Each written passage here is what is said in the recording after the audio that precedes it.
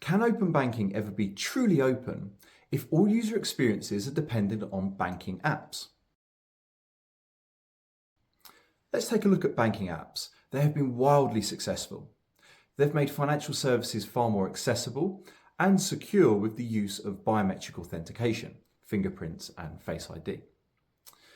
Open banking has been integrated to banking apps for the last 3 or 4 years, but before that, the experience was quite challenging. Customers on mobile would typically have to type in their user details, type in a password, receive an SMS, or go and get a physical identification device to make a payment. That I had pretty low conversion in comparison to what we see today. So open banking apps facilitating 3 to 4 click plus Face ID or fingerprint payment experiences have really driven the use of open banking payments. And we should think this is a good thing. And it is a great thing, but to an open banking purist, it's somewhat worrying. Why? Well, open banking is about bringing the products, services and data that's held in the bank closed environment outside of that environment. If I need to go to the bank app every time I want to make a payment or access my data, then all of a sudden I'm not really outside the bank's environment. If you think about the payments experience, a merchant may want to control the full end-to-end experience. If the customer has to leave their site and go to a bank app, then there's a break in the journey. What if the bank load times aren't particularly fast? What if the bank even provides advertising as part of the flow for new products and services it offers? These things mean that the bank still has a lot of control over the user experience.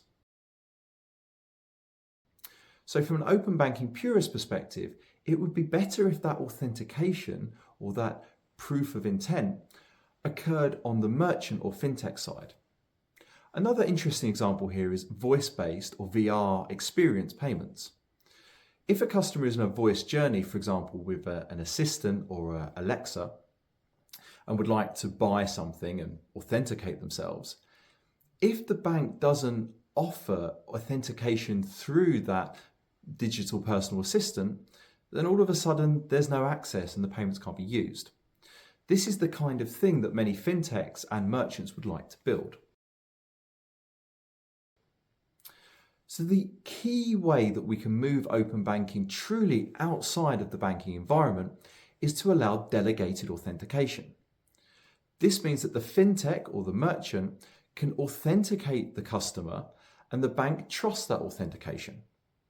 So if I have a shop and I have an app, and in that app a customer fingerprints to say they would like to make a payment from their bank account to me, then the bank should trust that, use it, and allow the payment to be processed.